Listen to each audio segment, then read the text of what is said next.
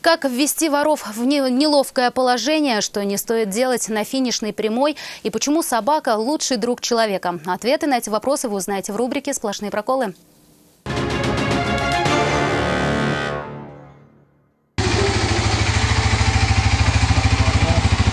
Порой, чтобы проучить незваных гостей, не обязательно ломать голову над тем, как от них защититься. Достаточно проявить смекалку. У жительницы этого дома раньше крали посылки. С тех пор женщина упаковывает в обертку кирпичи и ставит их на видное место. Счастливые обладатели такого подарка находятся сразу. Вот только их настроение падает, когда они понимают, что же в итоге украли. Как итог, желание возвращаться к этому дому у них пропадает.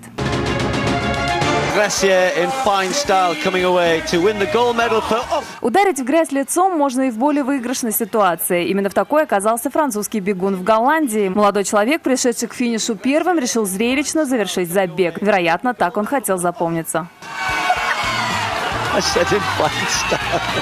Своей славы молодой человек добился, хотя, возможно, этому он был не слишком рад. Возможно, поучиться ловкости спортсмену стоит у этого пешехода. В отличие от бегуна, герой этого видео не растерялся при падении и показал, как стоит выходить из подобных ситуаций. А если самостоятельно выйти из трудного положения не получается, то можно позвать на помощь животных. Хотя в этом случае собаки спасли своего хозяина без лишних просьб. Увидев, как человек проиграет в схватке кенгуру, они мигом бросились ему на подмогу. Псы, что называется, отбили своего защитника и отвлекли агрессивное животное. Нафиса Минязова, вызов 112.